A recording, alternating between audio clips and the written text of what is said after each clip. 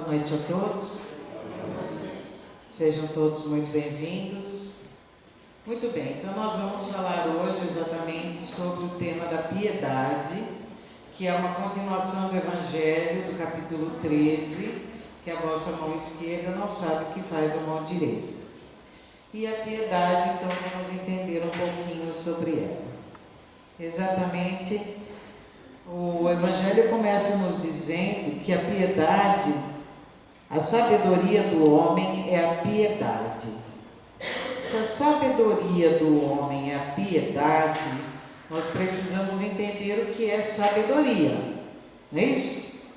Porque a gente pode ter muito conhecimento, mas a gente ainda não tem a sabedoria. Mas como é isso? Então, por exemplo, nós temos o conhecimento que o cigarro faz mal, mas de repente, quantas pessoas ainda fumam? Né? O médico mesmo orienta um paciente que ele não deve fumar, mas ele acaba a consulta, ele sai e vai fumar, né? Nós temos o conhecimento das leis naturais, da lei divina. A gente tem o conhecimento sobre o perdão. E a gente exerce o perdão, a gente consegue, a hora que alguém nos magoa, a gente consegue perdoar. Se a gente consegue perdoar, na medida que a gente for ofendido, isso é sabedoria. Se a gente não perdoa, isso é conhecimento. Eu conheço a lei, mas não pratico. Eu conheço o conteúdo doutrinário, mas não consigo viver. Então tem uma diferença entre conhecimento e sabedoria. E a doutrina então está nos dizendo que a sabedoria do homem é a piedade. Vamos conhecer então o que é a piedade, né? Piedade é a virtude que mais nos aproxima dos anjos. É a irmã da caridade que vos conduz a Deus. Nossa, é uma virtude que nos aproxima dos anjos. Olha a grandeza de vivermos essa piedade. Ela nos eleva a tal ponto que a gente consegue se aproximar de anjos, né? E que nos conduz a Deus. Quanto mais elevado nós conseguimos subir no nosso processo evolutivo, claro que mais nós vamos nos aproximando de Deus. E mais a gente tem então entendimento da sua própria lei, a divina lei. Deixai que o vosso coração se enterneça ante o espetáculo das misérias e dos sofrimentos dos vossos semelhantes. Que a gente coloque o coração e se enterneça com a situação. Então veja, a gente acompanha, por exemplo, noticiários, e nos noticiários a gente vê a tragédia das guerras, a gente vê homicídios, a gente sabe de suicídios, a gente sabe de esquartejamento, a gente sabe de cada atrocidade do mundo. E como é que a gente olha aquilo? Nós ficamos indignados, nós ficamos revoltados, nós ficamos em prece. Como é que a gente fica quando a gente ouve notícias dessa natureza? Como que a gente se sente? Isso nos afeta? Então o terremoto lá no Japão nos afeta? Não, porque a gente está muito longe do Japão. E a gente também não tem terremoto aqui. A gente não tem noção do que é isso. Mas a gente sabe que alguém morreu lá, alguém foi soterrado, alguém ficou sem comer, alguém perdeu o pai, alguém perdeu um filho, alguém perdeu uma mãe. Mas isso não nos afeta, porque nós estamos muito longe disso. Mas então o que a gente permite que nos afete? O quanto a gente colabora para que essa piedade faça parte da nossa existência? Quando a gente ouve e fala assim, mas está muito longe esse Japão, não tem nada a ver com a gente aqui. Será que a gente parou para fazer uma prece pelos que desencarnaram? Será que a gente pediu amparo espiritual para aquela criança que ficou órfã? Será que a gente pediu auxílio para aquelas pessoas que estão sofrendo fisicamente, com dores, com processos da destruição de tudo que se perdeu lá.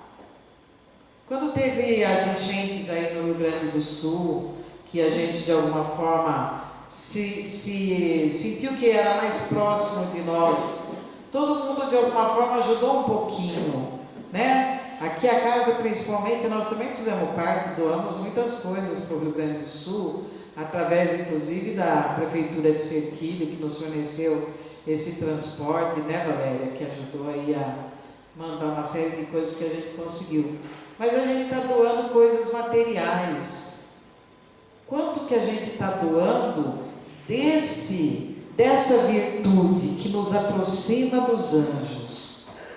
O quanto a gente trabalha essa piedade dentro do nosso coração? A gente olha para o sofrimento alheio e o que a gente sente? Como que a gente reage a isso? Não é?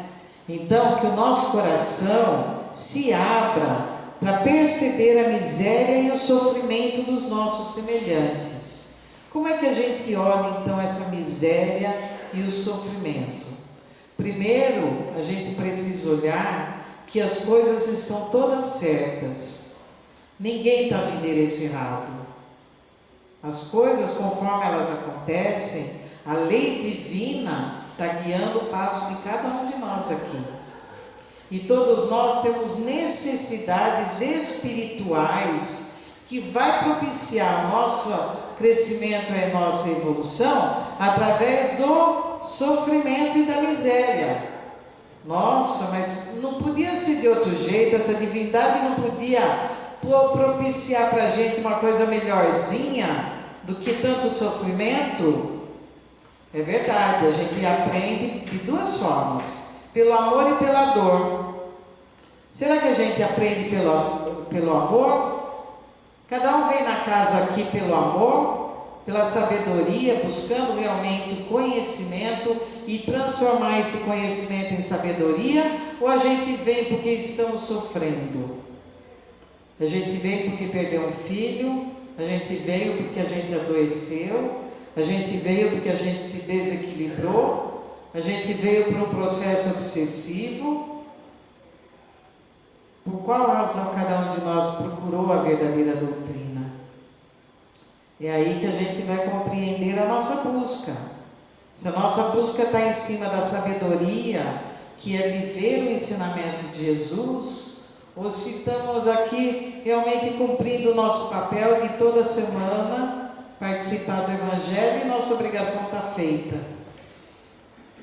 Só que dentro da doutrina espírita a gente sabe que não é assim que funciona, porque ou a gente vai se aproximar dos anjos, ou a gente vai ficar sempre pedalando aqui nas reencarnações sucessivas, porque a gente não entendeu ainda a lei de amor. O quanto a gente está promovendo essa transformação dentro de cada um de nós.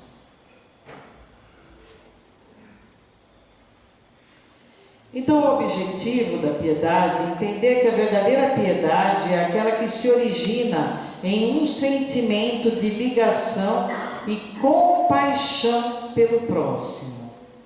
Então, primeiro é um sentimento.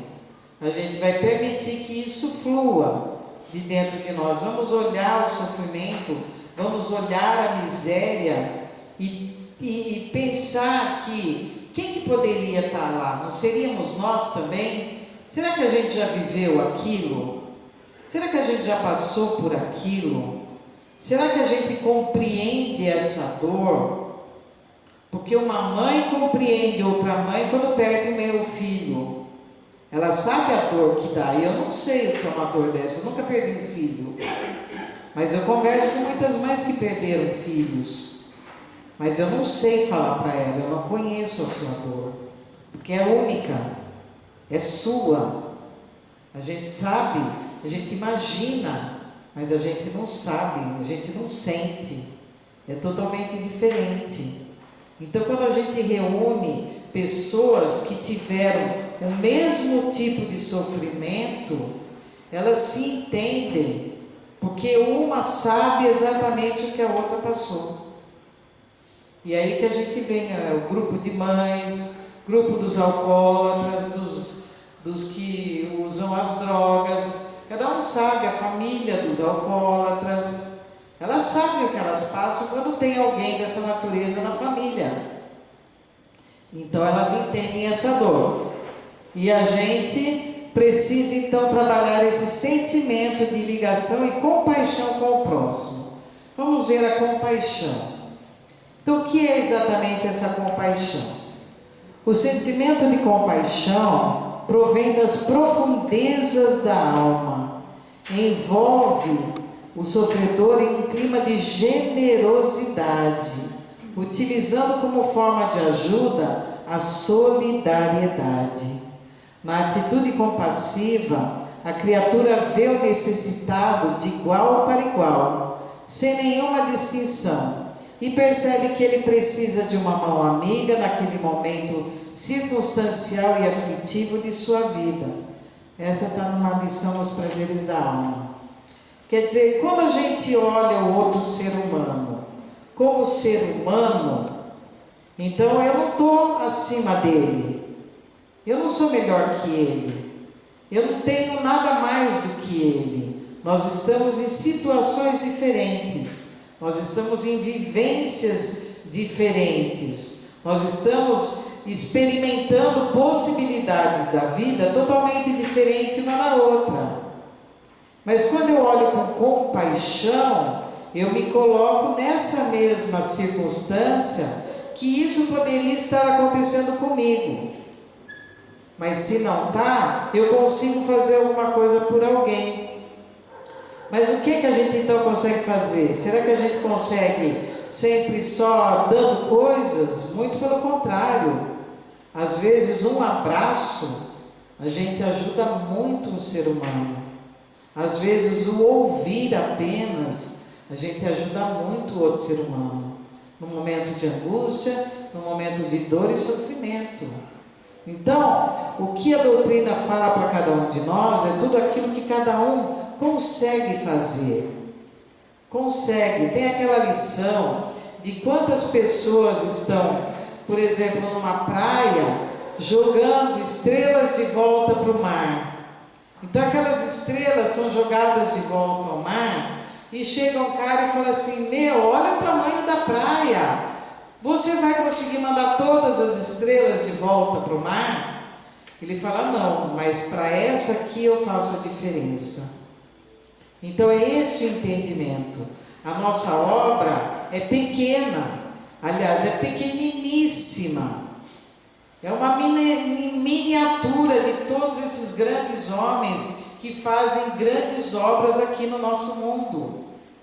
Mas se a gente consegue mandar uma estrela, a gente faz essa diferença. A gente consegue mudar, às vezes, a escolha de um ser humano que está querendo se suicidar. Alguém que está querendo abortar, né? Um crime, querer matar uma criança dentro do seu próprio ventre, porque a sociedade não aceita, mas ali já tem um espírito, já é um ser vivo. Como é que a gente vai abortar um ser dessa natureza? Então, uma palavra, a gente pode mudar a vida de alguém, e nessa mudança, esse alguém vai trazer no seu coração uma transformação. E a gente entendeu aqui o que é a compaixão, porque realmente ele vem da profundeza da alma. E a nossa alma, ela foi criada simples e ignorante, mas para aprender o amor. Tudo aquilo que nos leva ao caminho do amor diminui em nós a dor e nos propicia esse alcance aí da experiência humana. Então, para ajudar o próximo, não precisamos de ações grandiosas. Às vezes, com um simples gesto, podemos mudar a vida de alguém. É um simples gesto. Tem pessoas que trabalham no telefone, né? Atendendo, dando mensagem, fazendo encontro, propiciando momentos onde a gente se torne e se sinta humano mesmo nessa experiência. Qualquer coisa, e aí dentro dos nossos lares, é onde a gente é mais exigido no nosso processo evolutivo, porque é o cadinho redentor. Nós somos colocados dentro dos nossos lares, não é por acaso, ninguém está com o endereço errado, né? Nosso endereço está certinho, porque é ali que está a nossa necessidade espiritual para evoluirmos. Acho que a melhor maneira de amar alguém não é mudando, mas, em vez disso, ajudando a revelar a melhor versão de si mesmo. Steve Maraboli é um escritor americano que a gente aproveita umas ideias, né? Porque é o quanto a gente luta dentro de nós para sermos mais humildes, brandos e pacíficos. Ou nós somos mais críticos. Então a gente resolve ter num relacionamento dentro do lar várias críticas, queixas, reclamações, e o quanto a gente estimula nossos filhos, nossos entes queridos, a despertar neles exatamente a melhor versão de si mesmo. A gente sabe que está todo mundo na experiência terrena fazendo o seu melhor. Nossa, mas o melhor dele é esse o melhor? É, porque se não fosse o melhor eu não estaria fazendo. Mas ele pode melhorar? Sim, todos podemos melhorar. E por que é que nós não fazemos? Aí vem a sabedoria e o conhecimento. Porque a gente tem só conhecimento. A gente não tem sabedoria para esforçar dentro de nós a realmente lutar contra as nossas imperfeições e fazermos melhor ainda. E se a gente está dentro de um ambiente do trabalho, no lar, em qualquer lugar que a gente frequente, o quanto que a gente enaltece o talento de alguém. Pode ser que o talento de alguém seja muito pequenininho, mas é o talento, e é isso que ele consegue viver, e é isso que a gente precisa reconhecer, não uma chuva de reclamação, de queixa, de crítica, de julgamento, de condenação, porque esse é o caminho que não nos leva a nada. Quem somos nós para tirarmos a pedra, se Jesus fala que atire a primeira pedra quem nunca errou? Então nós não podemos atirar pedra em ninguém, porque todos nós estamos no mundo de provas e expiações, entre erros e acertos. Ninguém é diferente. Estamos todos no mesmo barco. Portanto, amar ao próximo é também compreender as diferenças e limitações dele. Então, a gente olha, meu Deus, ele não consegue ainda. É verdade, ainda não consegue. Mas ele vai conseguir. Porque Deus, na sua infinita bondade, nos dá tudo aquilo que a gente precisa para evoluir e crescer. Mas daí nós temos muitas vidas, porque não é nenhuma única que a gente vai conseguir. Então nós vamos ter que falar da reencarnação. Nós vamos ter que falar dessas vidas sucessivas, porque é através delas que já vivemos muitas vezes, estamos com as pessoas certas para ajustarmos nossos corações e solucionarmos os nossos problemas. Na reencarnação, ninguém erra de endereço, uma frase grandiosa de Chico. Na reencarnação, ninguém erra de endereço. Quando a gente vai reencarnar, nós temos lá a nossa ficha, né? Que diz tudo aquilo que a gente já conquistou e tudo aquilo que falta para cada um de nós. E se falta isso, se falta, por exemplo, a piedade, se falta a paciência, que virtude mais está faltando para cada um de nós? É nesse meio que a gente vai. É ali que a gente vai reencarnar. Porque é ali que vai propiciar o desenvolvimento desse nosso talento, desse nosso potencial, porque está aqui, está aí dentro de cada um de nós. Ele só precisa de espaço, sabedoria, para viver, para vencer, para colocar para fora e sermos esse testemunho do Evangelho de Jesus. Então, na reencarnação, nós estamos com as pessoas certas. E a gente fala, meu Deus, eu não pedi para nascer. Quantos falaram já isso para mim? Eu não pedi para nascer. E eu vou falar, pediu sim, bonito. Pediu sim, bonita. Todos nós pedimos para nascer. Porque esse é o grande desejo do Espírito. Porque é só aqui que a gente cresce. Então nós precisamos desse corpo. Nós precisamos dessa reencarnação. Nós precisamos dessa vida. E exatamente aonde a gente está inserido. O local é perfeito, tudo é perfeito. Nossa condição social, o país, a profissão, onde a gente vai casar, com quem a gente vai casar, o que a gente vai viver. E daí não deu certo uma coisa, vamos para outra. Não deu certo outra coisa, vamos para outra. Porque a vida é altamente pedagógica e nós aprendemos com ela o tempo todo. Né? Então precisamos da reencarnação, pedimos sim para reencarnar, sem sombra de dúvida, em nossos corações para solucionar os nossos problemas.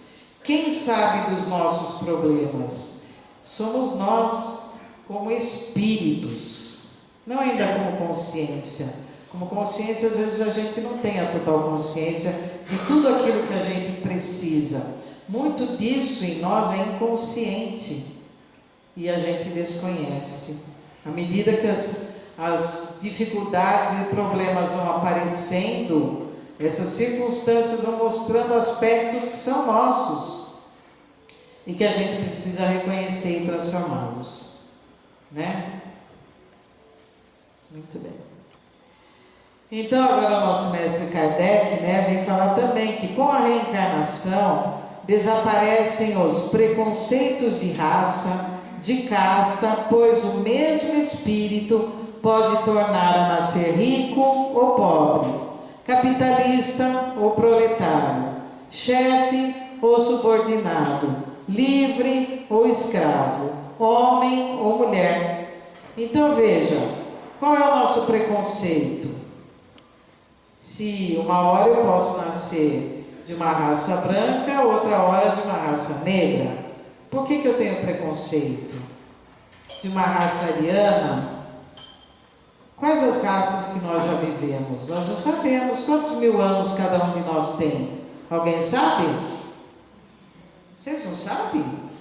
Olha, que coisa, nem eu. Claro que a gente não sabe. Isso é informação do espírito. Mas tudo aquilo que a gente já passou, o aspecto do masculino dominador, que torna a mulher submissa, será que ele também já não foi mulher? A mulher que também ignora o masculino, será que também já não foi masculino? Se nós já estamos em várias vidas, em muitas vidas, e muitas reencarnações, tudo aquilo que cada um de nós já passou, serve para cada um de nós como exemplo, como modelo, como ensinamento. Mas para a gente ter o quê? Maior compreensão e sabedoria. Porque enquanto a gente não tem, a gente está aqui na nossa ignorância, com preconceito, com realmente valorizar uma classe em detrimento da outra, valorizar uma condição monetária em detrimento de outro, uma posição de superioridade ou de inferioridade, ser um masculino ou um feminino. Então a gente está realmente sem essa sabedoria, a gente tem só o conhecimento novamente. Voltamos a ele. Muito bem. Então não importa o que fizeram de mim, o que importa é o que eu faço com o que fizeram de mim. Uma frase do Jean-Paul Sartre. O que fizeram de mim? Qual é a nossa história? Por conta daquilo que eu vivi, por conta daquilo que eu passei, o que eu vou fazer com isso? Eu vou fazer isso uma tragédia o resto da minha vida? Vou trazer isso como uma cruz pesada porque eu não tive pai, por exemplo, ou porque eu fui abusada na infância, ou porque nós passamos miséria, qual é a dificuldade? Por que a gente vai levar isso para o resto de uma vida, onde isso que nós já vivemos é que importa o que eu vou fazer com isso? Isso que nós já vivemos nos transformou naquilo que nós somos hoje.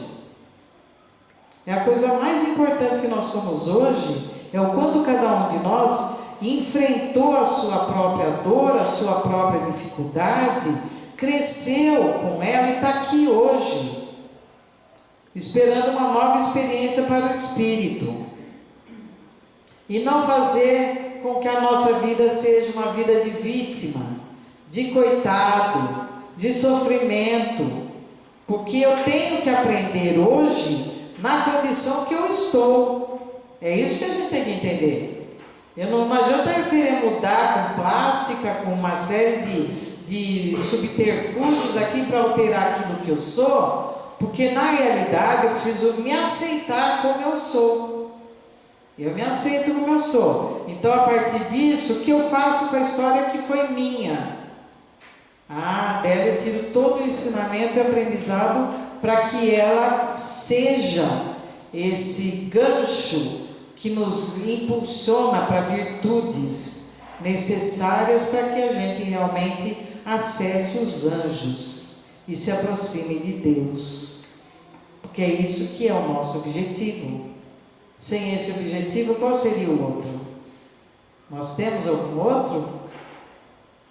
Porque a nossa vida não pode ser só trabalhar, ganhar dinheiro, correr o dia a dia, falar 2, 3 línguas e não compreender uma virtude necessária para o nosso crescimento espiritual. Porque de repente a gente deixa esse corpo físico e tudo aquilo que nos envolveu materialmente nessa vida, nós não vamos levar.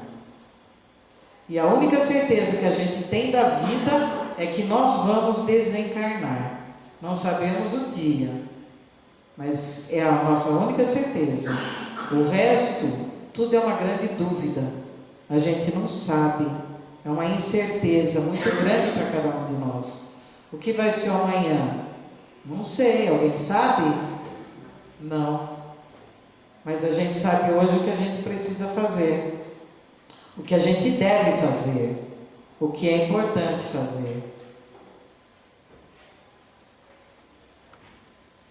Portanto, os nossos grandes obstáculos para a nossa virtude, para conquistarmos a virtude: o egoísmo, o orgulho, a vaidade, a ambição, a cupidez, o ódio, a inveja, o ciúme, a maledicência, são para a alma ervas venenosas, das quais é preciso cada dia arrancar algumas hastes, e que tem como antídoto a caridade e a humildade. Então, se o nosso objetivo é vivermos a caridade e a humildade, o que é que nos impede de conseguir essa vivência? Todas essas tragédias que fazem parte da nossa vida, que ainda estão impregnados em nós, que nós ainda não conseguimos nos libertar, que nós ainda temos o conhecimento, mas não temos a sabedoria de não viver em nós, por exemplo, o orgulho, o egoísmo, porque atrás de todas as tragédias humanas, a gente não consegue ver nenhuma que não esteja o orgulho e o egoísmo. Todas as guerras, todas as lutas têm por trás o egoísmo e o orgulho, infelizmente. E essa, segundo Kardec, nosso mestre, são as duas grandes chagas da humanidade. E é elas que a gente precisa se libertar. São delas que a gente precisa crescer e evoluir. Quando todos os homens estiverem convencidos de que Deus é o mesmo para todos, e de que esse Deus, soberanamente justo e bom, nada de injusto pode querer, que não dele, porém, dos homens vem o mal. Todos se considerarão filhos do mesmo Pai, e se estenderão as mãos uns aos outros. Allan Kardec está na Gênese. Então vejam, quando que a gente gente tem como conhecimento, mas a gente tem essa sabedoria, a gente se olha como irmãos, a gente se vê como uma grande família universal. É uma ideia muito difícil ainda para nós. Nós precisamos trabalhar muito esse amor incondicional. E o quanto esse amor incondicional é difícil para a gente. O quanto a gente precisa se libertar das amarras do nosso próprio egoísmo. Minha família, minha casa, meu trabalho, tudo é meu, né? E a gente vivencia isso. E a gente não compreende esse Deus soberanamente justo e bom, que nada de injusto pode querer. E que o sofrimento e que as misérias são fruto da nossa necessidade de evolução espiritual. E o quanto a gente pode, então, participar, colaborar para que esse nosso irmão próximo, possa ter um pouco mais de consolo e de amparo. Esse é o nosso trabalho da caridade, olhando como uma grande família, e não como algo que não tem nada a ver com isso. Ignora, não tem nada a ver com isso, não é? Portanto, quando a gente estiver convencido que Deus é o mesmo para todos, nós temos muitas religiões no mundo, os homens criaram muitas religiões, mas o Deus que criou os homens é um só temos uma inteligência suprema, causa primeira de todas as coisas, é um único Criador, é um único universo, é um único do micro ao macrocosmo, o Criador desse universo. A gente não tem o entendimento para compreender Deus. A gente vê apenas a obra de Deus. E nós somos obras de Deus. A natureza é obra de Deus.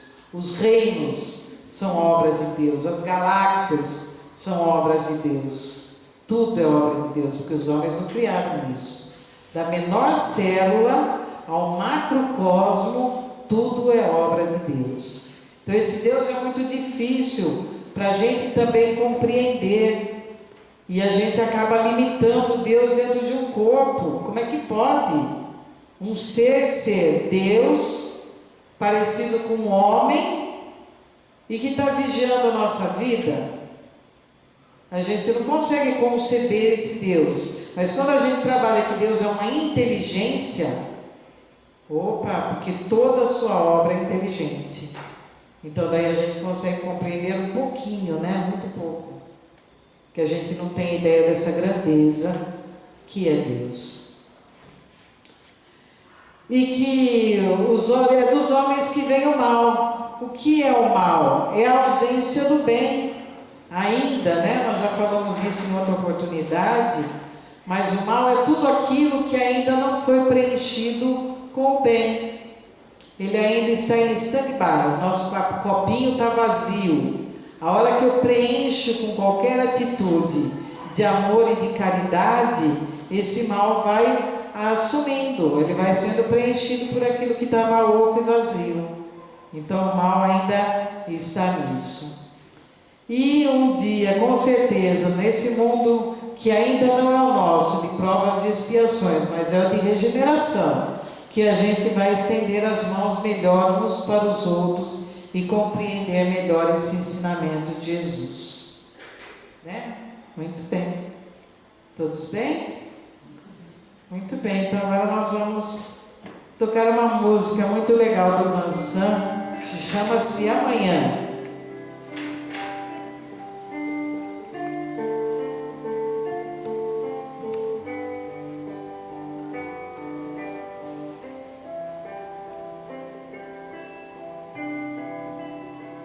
Se quiser sentir a paz dentro de ti, escuta meu irmão.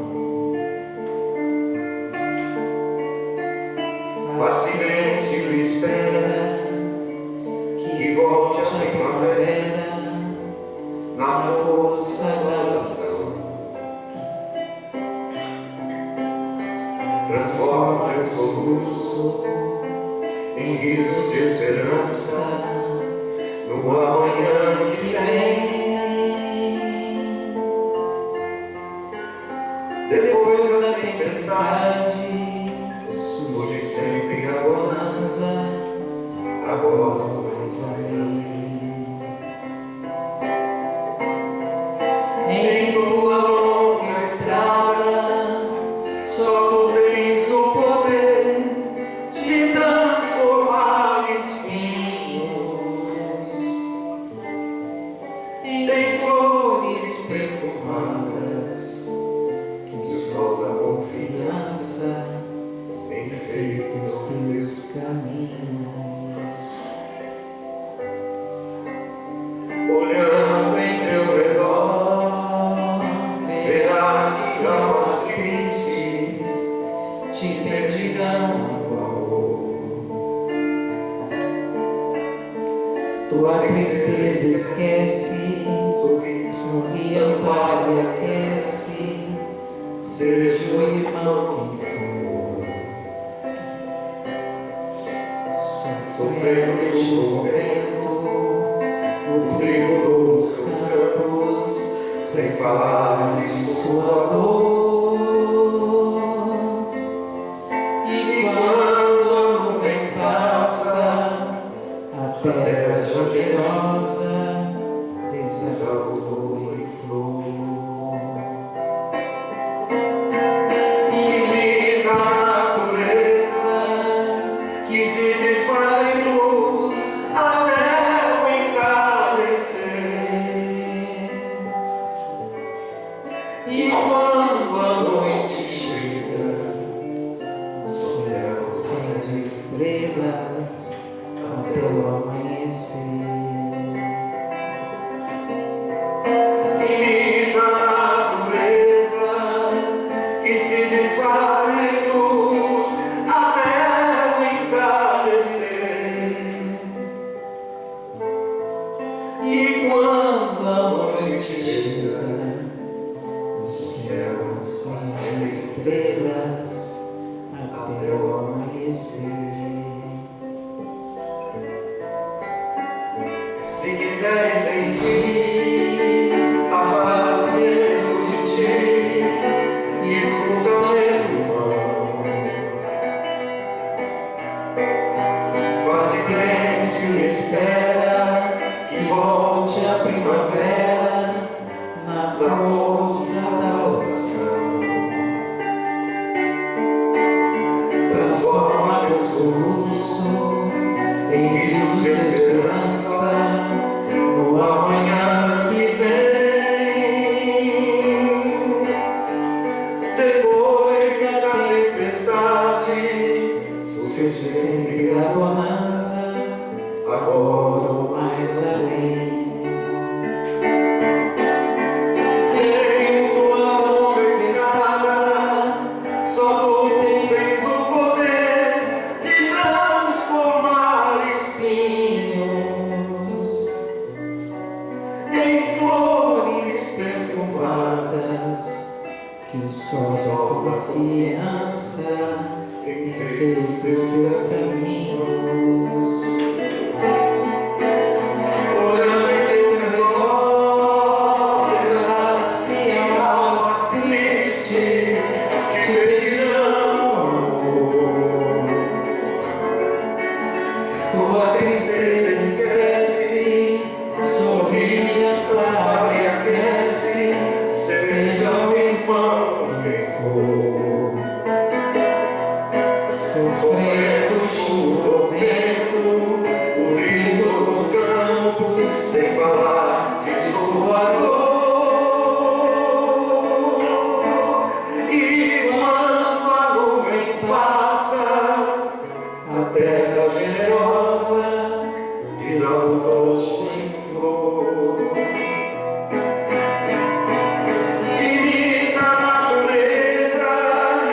Que se desfaz em luz até o entardecer.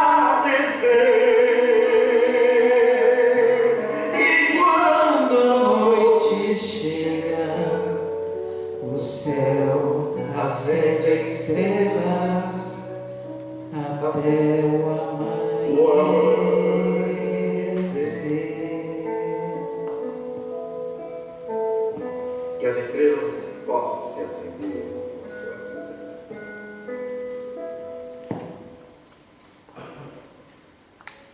Isso aí, muita paz a todos. Obrigado.